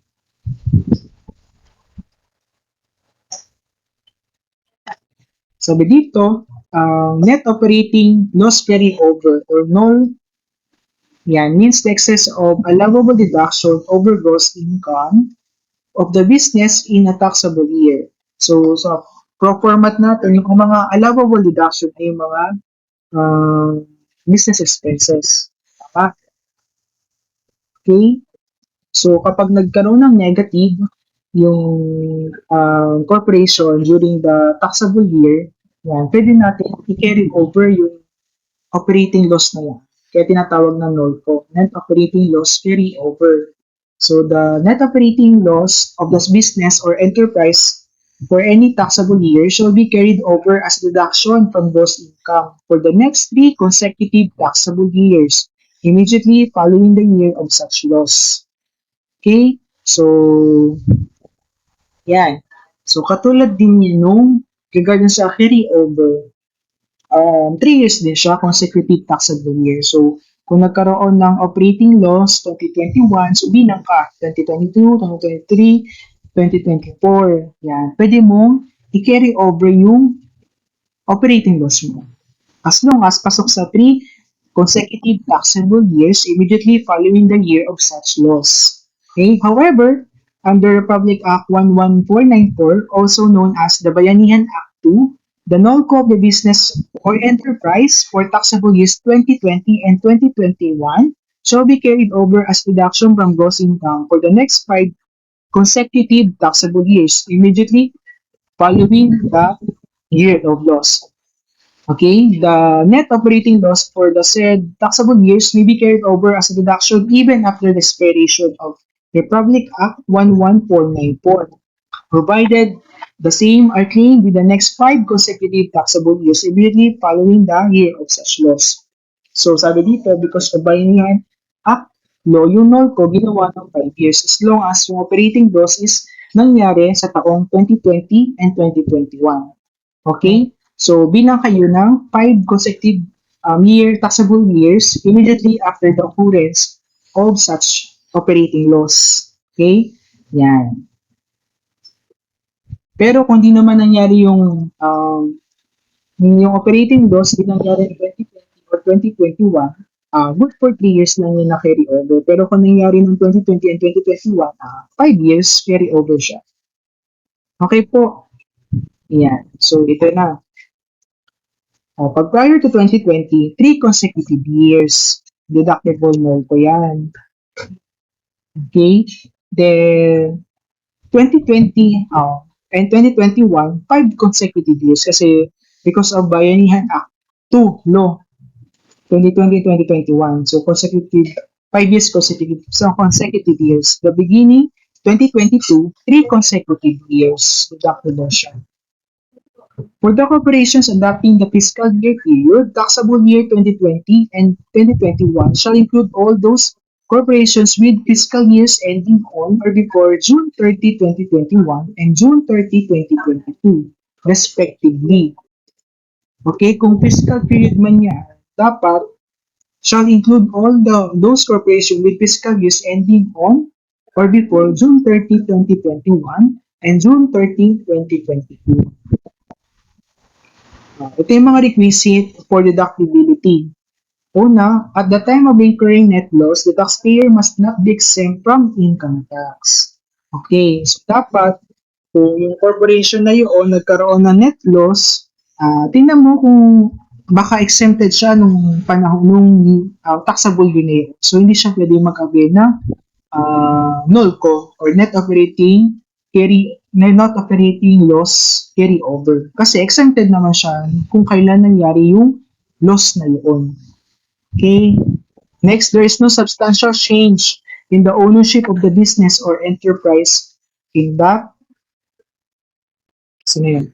In that, una, not less than 75% in nominal value of standing issued shares if the business is in the name of the corporation is held by or on behalf by the same persons. So, sabihin yung outstanding issued shares ng corporation na yun, hindi dapat bumaba sa 75%. Okay? Then next, not less than 75% of the paid up capital of the corporation if the business is the name corporation is held by on behalf of the same person. Yan. Kung titingnan natin kung sa corporation, yung issued shares na ba, kung bumaba sa 75%. So pag bumaba sa 75%, so hindi siya pwede mag-apply na net operating loss carry over. Karon din, consider mo rin yung paid up capital niya, dapat hindi bababa sa 75% nung paid up capital. Okay po. So additional requirements for NOLCO incurred in 2020 and 2021 under Bayanihan Act 2 or Revenue Regulation 25-2020. Presentation of NOLCO in the ITR and unused NOLCO in the income statement. The NOLCO shall be separately shown in the taxpayers, also shown in the reconciliation section of the tax return. So dapat yung NOLCO, hindi siya dapat in-offset agad sa gross income or any item sa income tax return mo. Dapat nakaseparate siya para makita or ma-verify po ni BIR na meron kang na nag-avail ka ng net operating loss carry over. The next, the unused NOLCO shall be presented in the notes of financial statement showing in detail the taxable year in which the net operating loss was sustained or incurred and any amount thereof claimed as NOLCO deduction within 5 consecutive years immediately following the year of such loss. So sa financial statement mo, yung net operating, yung NOLCO dapat naka-noted sa notes of financial statement kasi sa financial statements naman, wala namang item na net operating loss carry over. Ang meron lang, net operating loss. Okay, yung NOLCO na yan at meron pang unused NOLCO, dapat ilagay yung detail sa notes ng financial statements. Okay, nakalagay doon kung kailan yung occurrence, kung kailan siya nangyari.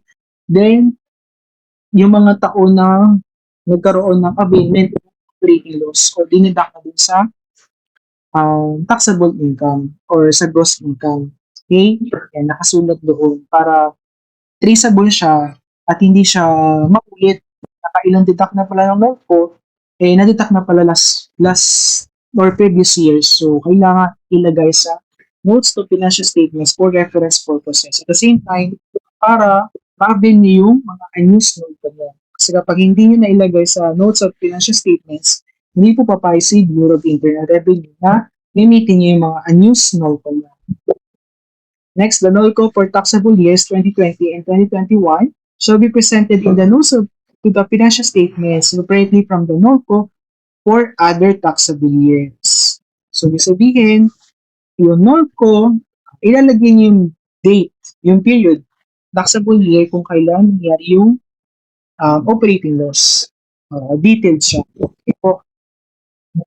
Tapos yung amount, then ilagay nyo rin yung mga nagamit na, then yung unused NOLCO na pwede pang carry over on the next period. Next, optional corporate income tax. So under CAPE law, wala na po ang optional corporate income tax. However, before the CAPE law, 15% gross income tax po yan. The provision pertaining to the 15% optional corporate income tax, also known as gross income tax of 15%, was deleted under the CAPE law. Consequently, this is no longer allowed upon the effectivity of the CAPE law.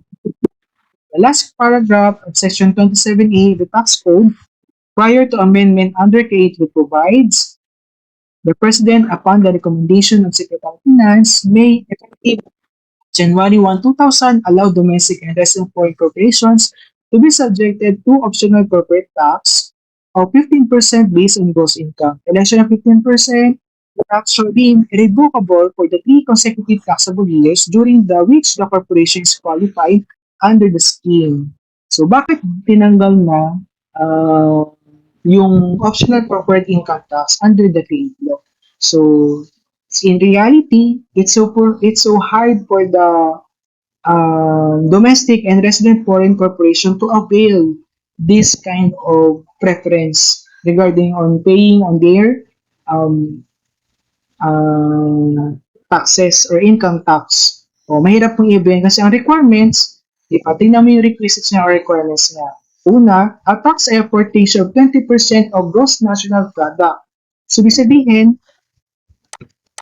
ang yung tax na binabayaran ng corporation na gustong mag-avail ng optional corporate income tax ay dapat ang tax effort niya o yung ambag niya sa GNP patungkol dun sa tax niya is 20%. So, ang laki niyan, billion-billion yan. Di ba?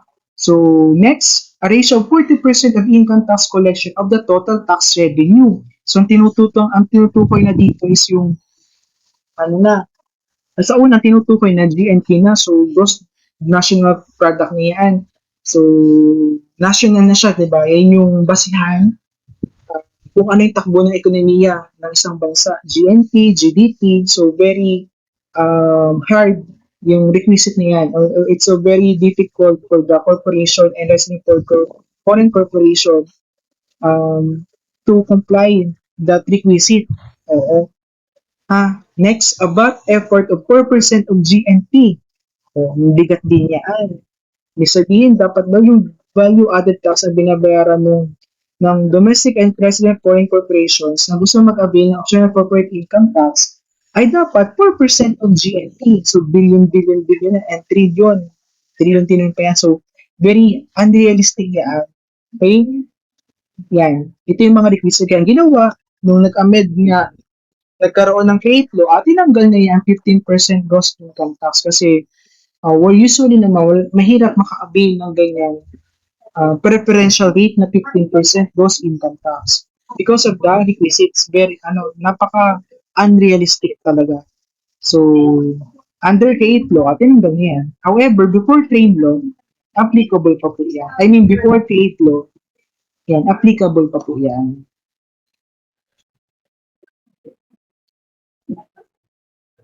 So, ang formula, less or revenues, less cost of sales, cost of direct services, plus gross income, times gross income tax rate 15%, income tax due, then ilas natin yung mga taxes na withheld, taxes paid previous quarters, then the foreign tax credit. So, para makuha nyo yung income tax payable. Yan. So, ito yung summary ng mga income tax rate. So, you must be very familiar with these tax rates kasi sa problem or sa exam nyo, hindi po i-state sa problem yung mga rates nila. Kaya dapat, you must be familiar with those tax rates. Okay? So, sa domestic corporation, kapag domestic corporation in general, so sabihin, ano yan, yung mga ordinary corporation naman, na the under and na hindi ko considered as special corporation, pag regular, 35%. Ang effectivity niya, under trade law, July 1, 2020. So, before July 1, 2020, undertrain niyo siya. So, ang gagamitin po is yung 30%.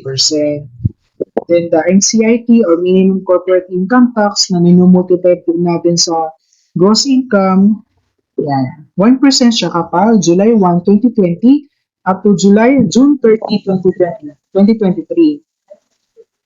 So after June 30, 2023 or at start of July 1, 2023, balik sa 2%.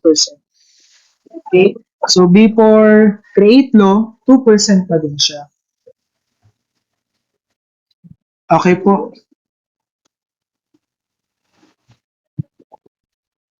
So, for corporation with net taxable income not exceeding 5 million pesos and total assets not exceeding 100 million, excluding the land on which the particular business entity's office, plant, and equipment are situated. So, ngayong during the after the effectivity of the 8th law, may tinatawag ng corporations under MSME. So, micro, small, and medium entities na. So, dahil doon, sa dalawang requirement na yung net income, not more than 5 million, total assets, excluding land, where the office, property, and plant and equipment is located, yan, exclude natin yung land doon, ang gagamitin na is 20%. O, yun yung requirements para masabi natin MSME yung corporations. Kung pasok siya sa requirement, automatic ang tax rate niya is 20%. Okay, starting July 1, 2020. Okay po. So, sa NCIT, 1% siya starting July 1, 2020 to June 30, 2023. However, July 1, 2023, babalik siya sa 2%. Diba? Always remember, yung mga ganyang corporation, aside from computing the regular corporate income tax, dapat i-compute nyo rin yung minimum corporate income tax. So, whichever is higher, yun yung kailangan niyang bayaran na income tax. Patungkol din sa income tax na babayaran ng corporation. Higher between MCIT and RCIT.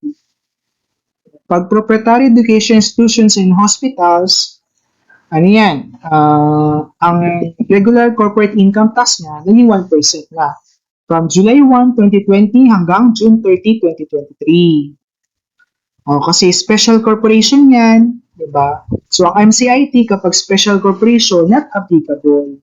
Applicable lang yung MCIT sa mga ordinary corporations. Hindi po. Okay. And also, pag RCIT, July 1, 2023, 10% po siya. Okay, ang RCIT niya. So, based on gross income. Okay? Yeah.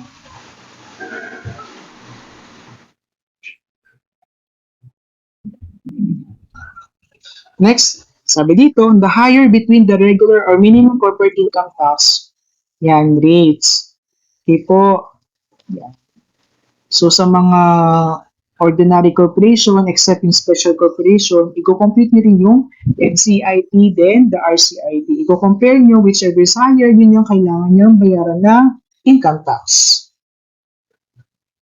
Foreign corporation and taxable income, example, net or gross income, as applicable, derived from all sources within the Philippines. So, yung mga foreign corporations within the Philippines yan. Okay, yung all sources, derived from all sources within the Philippines only. Okay, so kapag resident foreign corporation, 25%. Okay po, kasi ang MSME na 20% is applicable only to domestic corporations. So, kapag resident foreign corporation, automatic 25% na yan. Okay, huwag may consider MSME. Kasi ang MSME corporation ay no-consider mo lang kapag domestic corporation yung pinag-uusapan. Okay? Starting July 1, 2020, ang CIT niya 1%, July 1, 2022, June 30, 2023. Mas babalik din siya sa dati niyan, 2% kapag July 1, 2023. Kapag offshore banking unit, OBUS shall now be taxed as resident foreign corporation upon effectivity of create. Okay, so dati, yung offshore banking unit,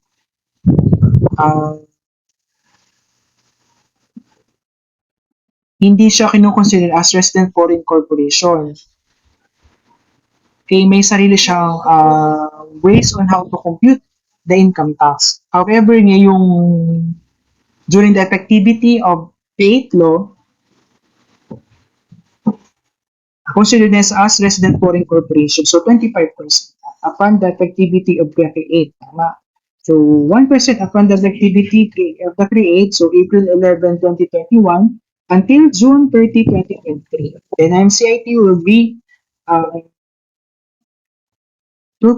again at the beginning of July 1, 2023.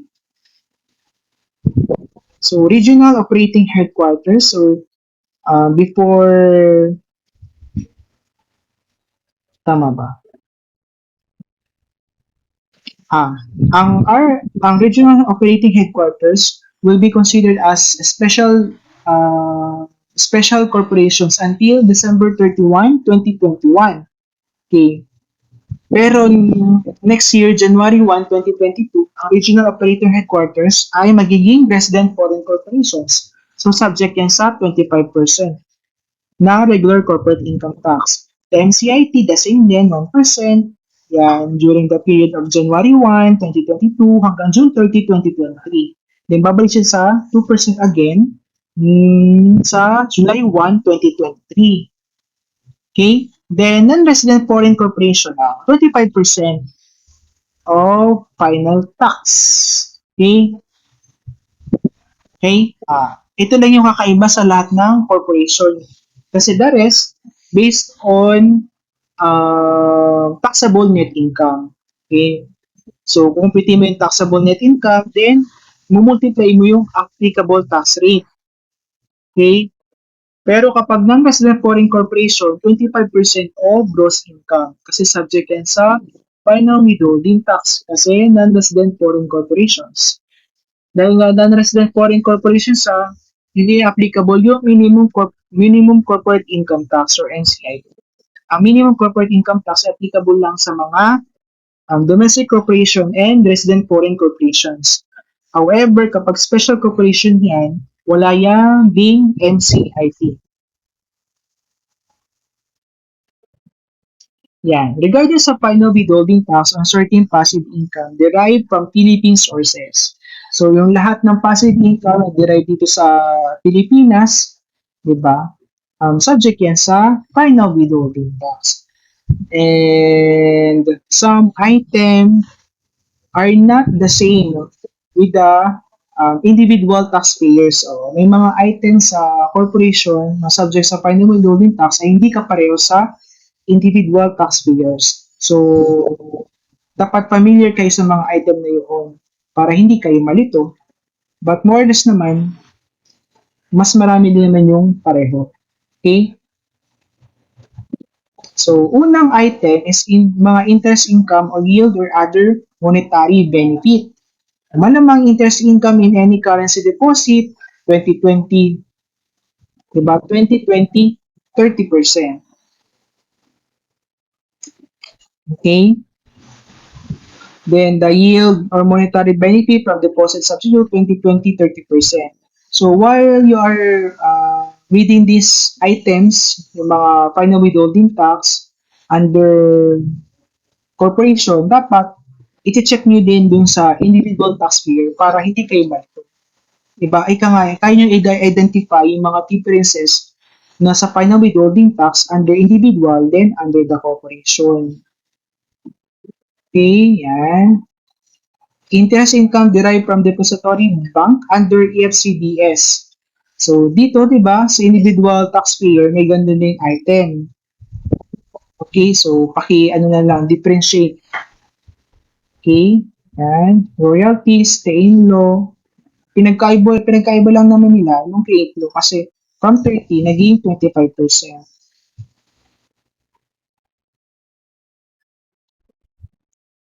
Okay, then here, di ba, kapag daw yung dividends is galing sa resident foreign, ay galing sa domestic corporation to domestic corporation, and resident foreign corporation, so intercorporate dividend siya, so exempted siya. Okay po. However, kapag ang nakareceive po ng resident foreign corporation, then ang nagbigay ng dividend is domestic corporations, so subject for, it's either 25% or 15%. Yung 15% po is dividend income from domestic corporation to non-resident foreign corporation.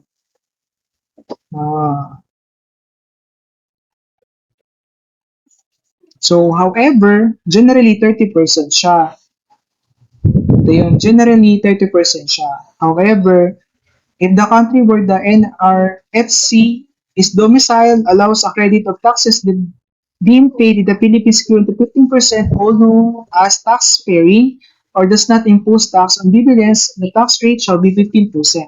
Otherwise, 30% without tax-paying. Yung tax-paying, kasi nga yung, kasi nga, ano yan, non-foreign, ay non-resident foreign corporation. So, sa tax-paying, yung isang domestic corporation, di ba, merong transaction sa ibang bansa kung saan nanggaling yung NRFC at sabi doon, yung dividend ng ganung parehong transaction is exempted. So as a result, bibigyan natin ng 15% na lang yung NRFC nito. O kaya, kung mababa yun, mababa pa sa 25%, so pwedeng ma-avail or pwedeng maibigay o ang pwedeng maipataw na buwis is just only 15% due to tax paying as long as provided na dun sa bansang yun kung saan nanggaling yung NRFC ay kapag yung domestic corporation natin is nagkaroon transaction din doon is mababa sa 25%.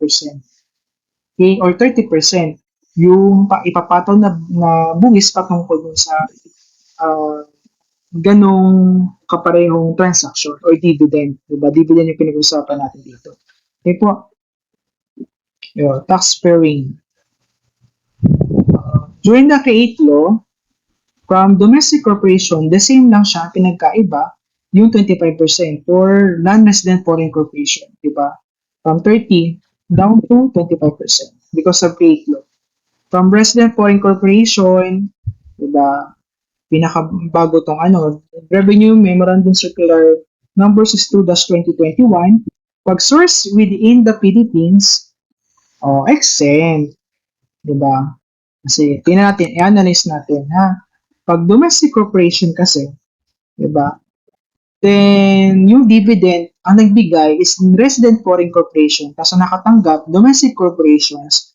Then yung dividend na yun is coming sourced within the Philippines. So, na-earned daw ay dito sa Pilipinas, intercorporate dividend din yan. So, dapat exempt din natin yan according to create law.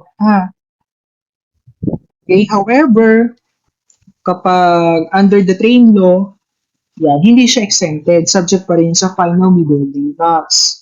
Okay po. However, may train law, ay ngayon create law, basta yung dividend na binigay ni resident foreign corporations is nanggaling dito sa Philippines or na-earn dito sa Pilipinas at ang naka-receive is domestic corporation, exempted po yan. Oo. Paano kung yung dividend is na naka-receive is resident foreign corporations at ang nagbigay is resident foreign corporations? Diba? Regardless kung, basta yung sources niya or na-earn yung dividend na yun within the Philippines at ang naka-receive is resident foreign corporation. So, hindi siya subject sa final withholding tax or exempted. But, included po yun sa taxable gross income po ni resident foreign corporation na subject sa regular corporate income tax. Pag non-resident foreign corporation ang naka-receive, then ang nagbigay is the resident foreign corporation, then sources within the Philippines dito na earned, subject sa final withholding tax. Okay po. What if yung dividend ang nagbigay resident foreign corporations and then source without the Philippines or outside the Philippines? So, foreign source dividend siya. Tama? So, kung foreign source dividend siya, hindi na dapat natin sa domestic corporations, sabi dito, may be exempt under certain conditions. Ano yung mga condition na yun?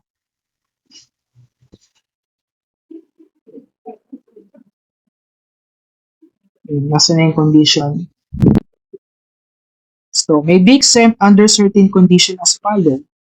So, yung dividend income galing kay resident foreign corporation tapos ang nag-receive domestic corporation, hindi treatment.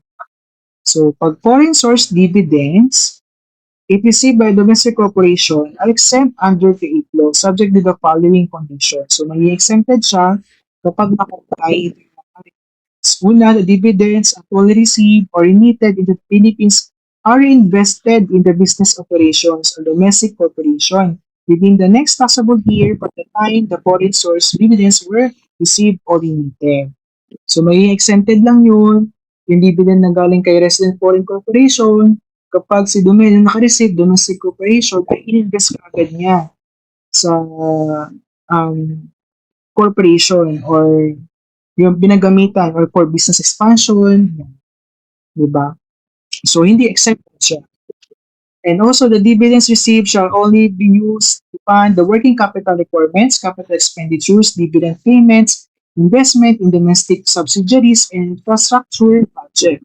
So, the usual investments, tama? Dapat ginamit yung dividend na yun sa business, in short. And also, the domestic corporation holds directly at least 20% in value of the outstanding shares of the foreign corporation and has held shareholdings uninterruptedly for a minimum of 2 years from the time of the dividends distribution. In case foreign corporation has been in existence for less than 2 years at the time of the dividends distribution, the domestic corporation must have continuously held directly at least 20% in value of foreign corporation outstanding shares during the entire existence of the corporation. So, dapat daw yung domestic corporation holds directly at least 20% in value of outstanding shares of the foreign corporation. Okay, for 10 years para maging exempted siya. Okay po. So, absent any of the following or above conditions, the foreign source dividends shall be considered as taxable income of the domestic corporation in the year of actual receipt or remittance, subject to surcharges, interest, and penalties applicable to the Revenue Regulation 20-21.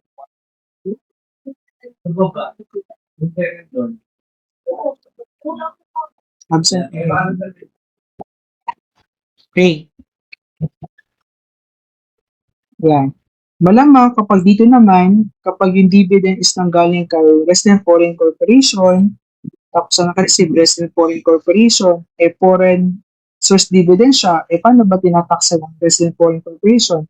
Within the Philippines only. Saan ba galing yung income? Outside the Philippines. So, hindi siya applicable.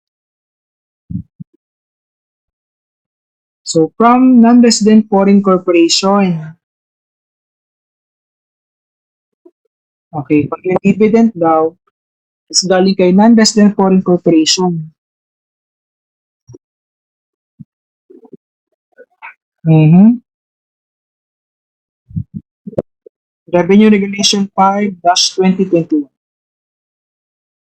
Ito na. Dividend income received by domestic corporation from non-resident foreign corporation considered as foreign source dividend or under Revenue Regulation 5-2021.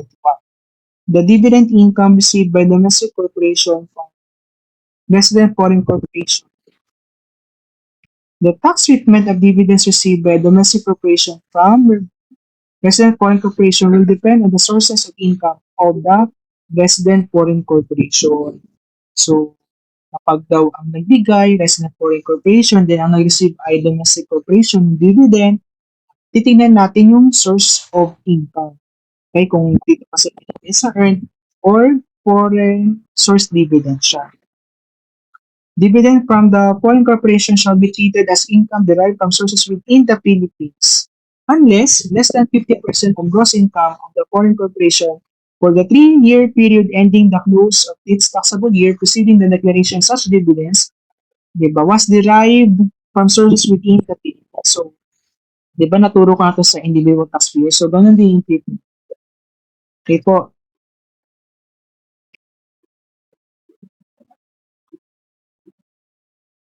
So, ito yung guide. Let's be familiar with this guide para dito yung So, yung dividend income daw or yung dividendo is ang issue is domestic corporation. Then, ang naka-receive, domestic corporation, under claim law, exempted siya. At the same time, sa create law, exempted din siya.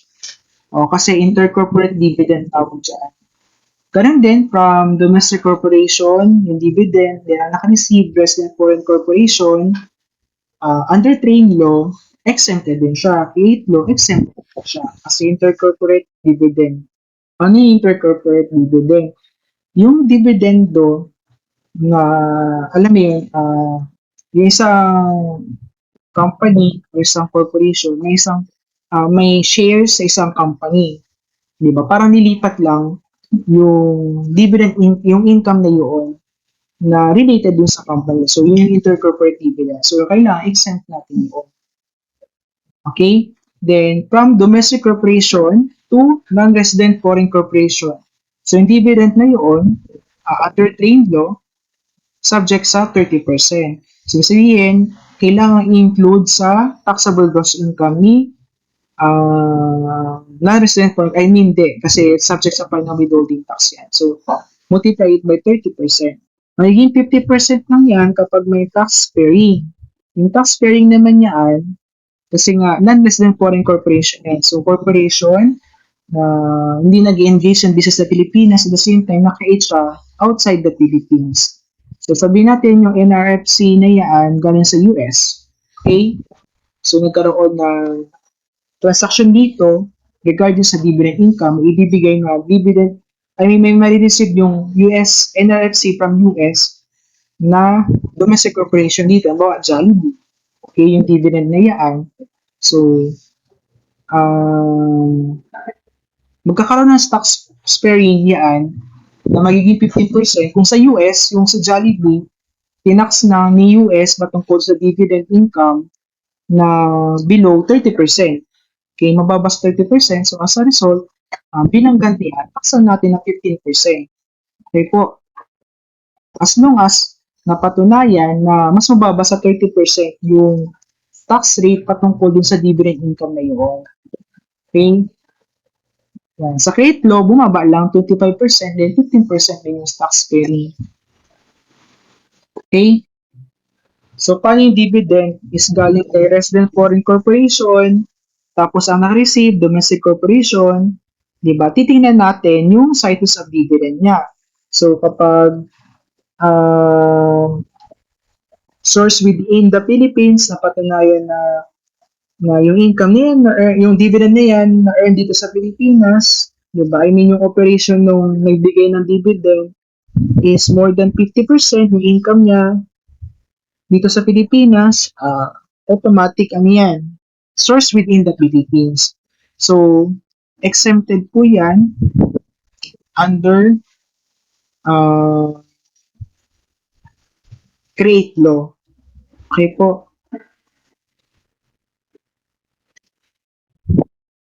Tama.